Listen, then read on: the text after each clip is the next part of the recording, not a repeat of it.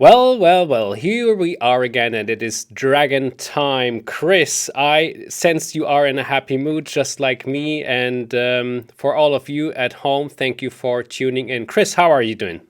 I am absolutely wonderful. We've got the summer holidays here, and we've even had some sun come out today. So, Well, it's amazing. Good mood, good mood. that's great for you. In Hamburg, there's been rain all over the place, but now the sun is shining because this week, as you have probably at home already seen it, you might remember this one here, but not only that one, this one, the Real Deal Part 2 and Part Can you 3. juggle?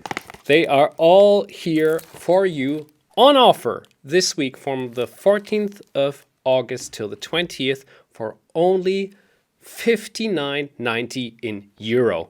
So Oh my word. if you haven't bought any of Chris's Fritz trainers yet, shame on you. No, okay, it's fine. Do what you want, but listen, this is a great show. Chris is one of the most entertaining Fritz trainers out there.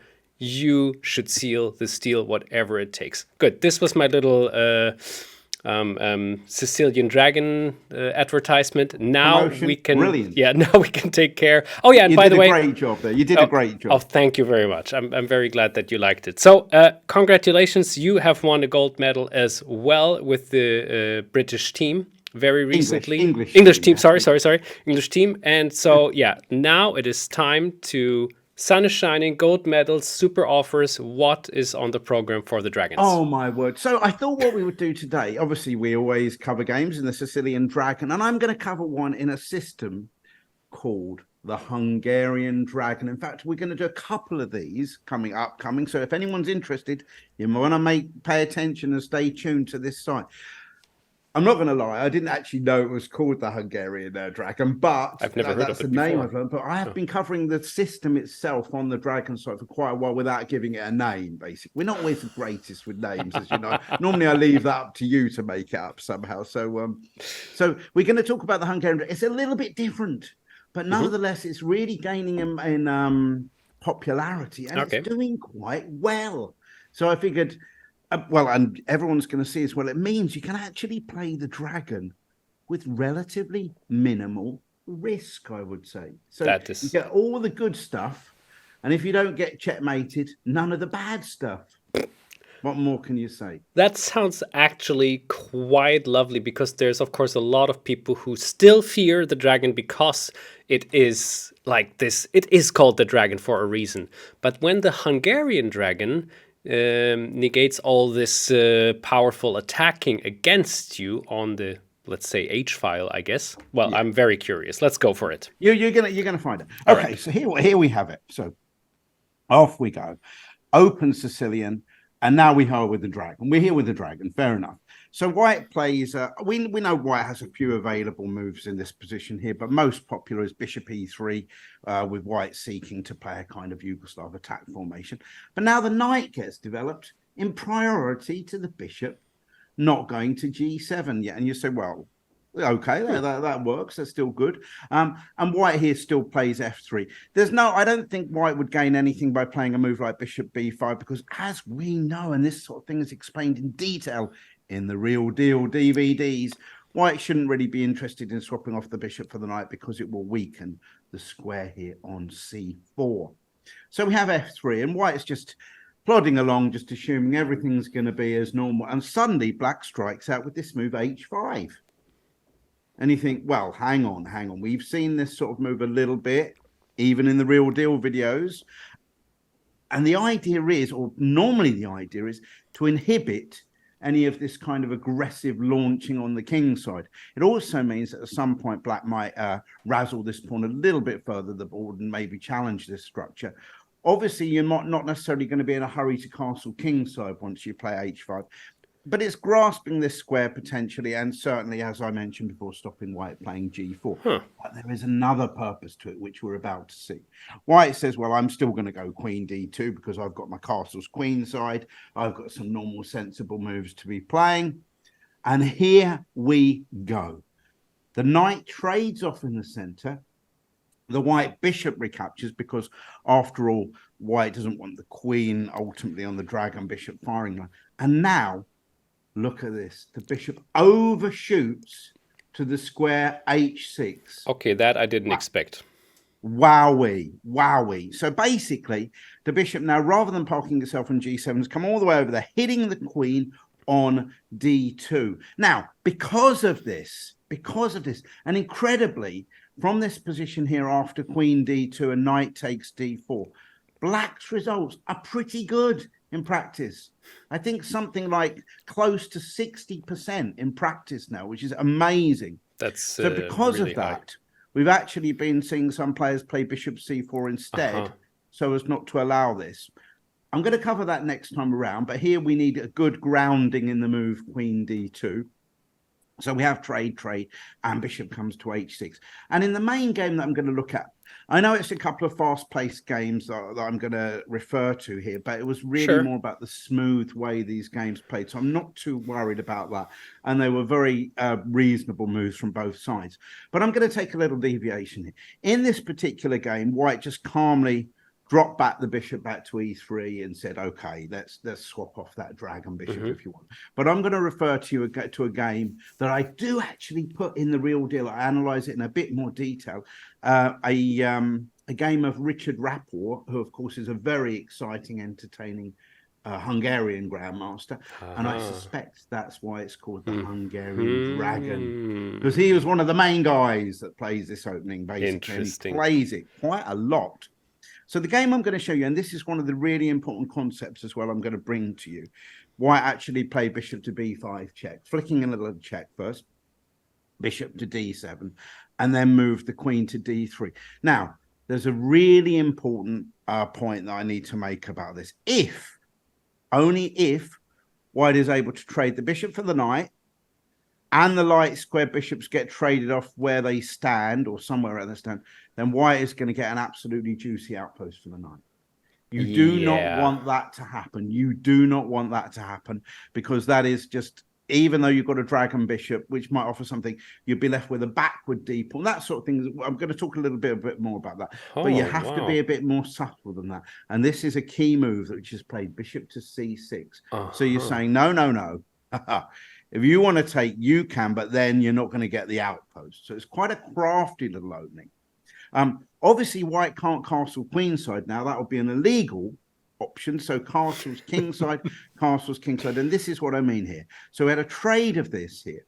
So stopping here, this is the whole point. If these bishops just mysteriously disappeared, then I think there would be a backward d pawn and a nice outpost for the white on d5. So white would definitely be favorite there. But notice that is not what happens. However, black does have the two bishops as we stand and has got the chance to activate his queen. White played king h1 and the queen came to b6 anyway. Notice, because we're attacking this bishop here, or black is, it's not possible to take this pawn here. For example, let's have a quick look. For example, queen takes pawn, because I know you're thinking you're kind of pinning here. I just thought the same, yeah. After rook d here, the queen would be actually forced to leave. Well, queen g5, but then bishop takes knight, and there's a defender eliminated. And actually here, after bishop takes bishop d2, very sneaky, protected. And then, of course, we're going to wind up a piece up to the queen. That's tricky. If you don't know it as white, yeah. So there's going to be one or two tactics, but basically here, queen b6. We can't take that d pawn, it's out of bounds. So in this game, white played a4. So remember, white is all about, come on, please swap off on b5 and allow me that lovely outpost. And black's going to say, no, that's not going to happen. The black queen came up to c5 here to defend the pawn.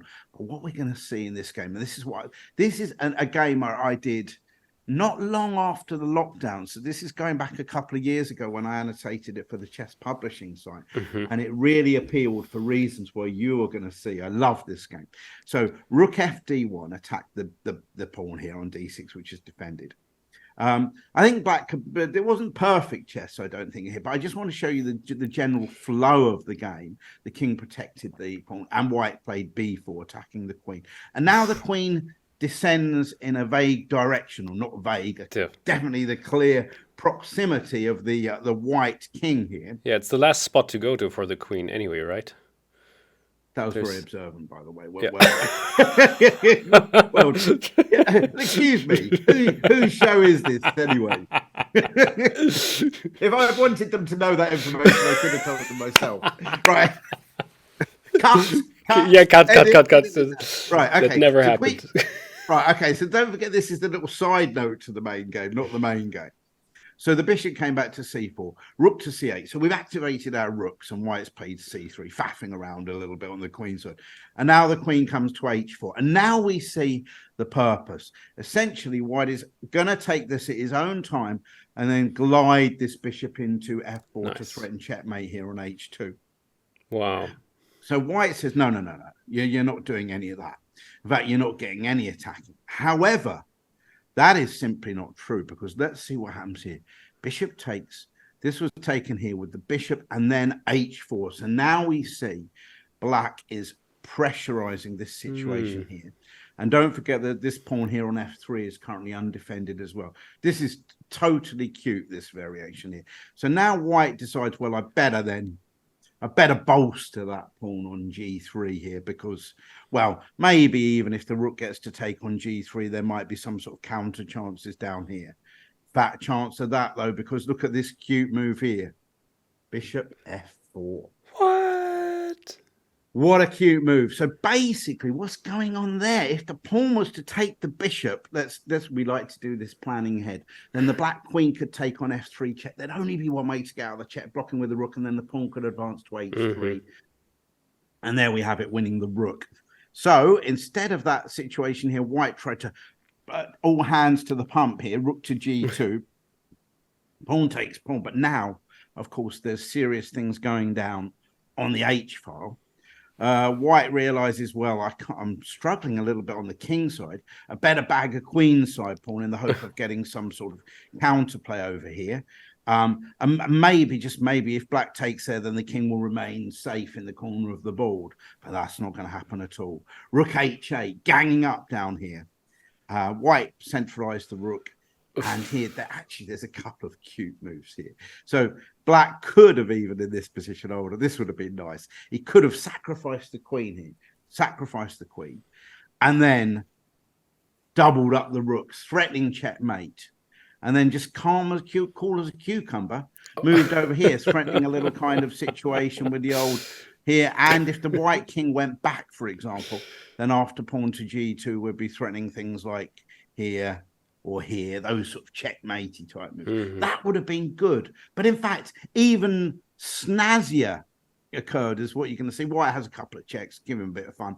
And then we sacrifice the queen instead on this square here. And then, oh my word, bishop here check, juicy. The rook can't take because there's a little back rank situation. King had to go to here to f1 and then pawn to g2. Game over, man. We're going to get a new queen with check. It's going to be checkmate pretty soon. Lovely stuff. Richard Rapport played that game, and I thought, oh, this looks like a bit of fun there, doesn't it? I thought so. You might think, wow, come on, that sort of thing doesn't happen in real life. Yeah. Well, it did happen in real life, as it happens, obviously. So let's return then to this position here. So in that particular game, that's all white flick the bishop here check. And like I say, the important thing for black is this little maneuver of putting the bishop onto c6 and not simply allowing a trade. Now, just in case you're thinking, well, is that possible? Why doesn't white swap straight away? Well, of course, there's not going to be the black can actually even recapture with the knight, because he's still got the rook's not on pre, because the queen would still be on pre at that particular moment. Anyway, in this other main game, white just played bishop e3, which, if you're watching this right now, anybody, and think, oh, actually, maybe I could play this. That's the sort of move I think a club player might play here, saying, well, I'm going to offer the trade of bishops because I'm eliminating the dragon bishop and I can still castle. After all, if the queen moves away somewhere, then there's no castling allowed, of course. So bishop e3, and I just want to show you the simplicity of this whole system. It's really nice. So takes. And now I like this next move. Actually, there had been a couple of games before where black had played the move pawn to a6 to stop this check. But I don't think that's important anymore, because after a check now, I think the king can just hobble over here a little bit, because why not keep the rook on h8 and park the king on g7? So instead, I think this is a more relevant move. The bishop comes to e6, occupying this important diagonal. So now I think, for example, if white wants to castle, we can see the queen swizzle out to a5, pressure on a2, the rooks to c8, the usual sort of attacking pressure that black can get, with the black king itself under no stress whatsoever. You are absolutely right, yeah. Whether it stays on e8, nips off here to g7, or even potentially castles when you know you're going to be first in the attacking stakes. So here white decided, well, actually, upon second thoughts, I think I'll just castle on the king side of the board. Because, to be fair, once you've played a move like this, it might be kind of attractive to get some of these pawns down here once you have a rook on f1. So white played bishop d3, absolutely fine. There was, for example, a game, I think, where Richard Rapport himself had another game with black, where this check was played, and we had some sensible moves like this. And the rook came to c8, now threatening to win material, I guess. Bishop b3. And we just simply got a trade of queens. And then it's just a very comfortable position for black in general, where he gets a nice little bit of queenside play here with his pawns. And then he went on to win this game. Nice, no danger of checkmate. Nice little bit of queenside expansion. Nice play on the queen side. Yeah, I like this artificial castling maneuver a lot, I have to say. Yeah, it means the rook stays there for a while, just in case it's useful. And when it's clear that it doesn't have to be, it can just come over to the c file as usual. So we have bishop d3 here. This was played in the main game here, and the queen swings out to a5.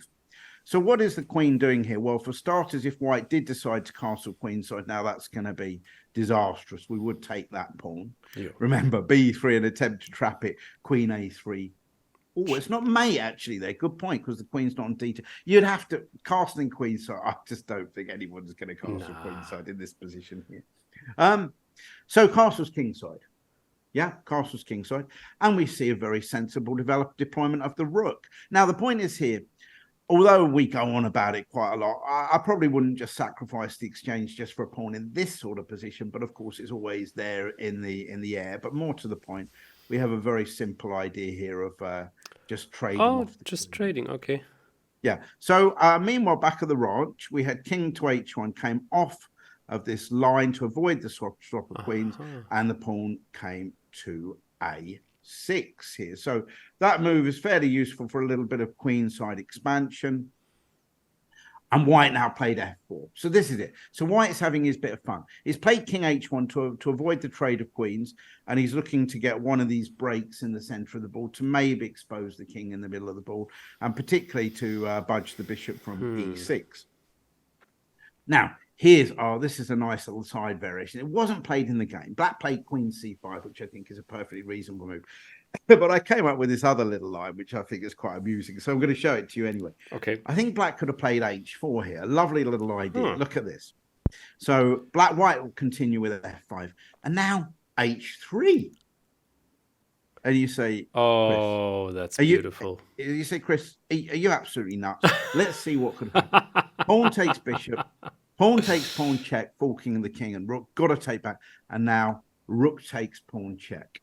Let's check this out. The king can't take because of knight g4 check, forking the king and the rook. So where else does the king go to? Well, if it comes up to g3, then it's going to be queen h5. That is going to be mate City, Arizona. There's no escaping that checkmate over there.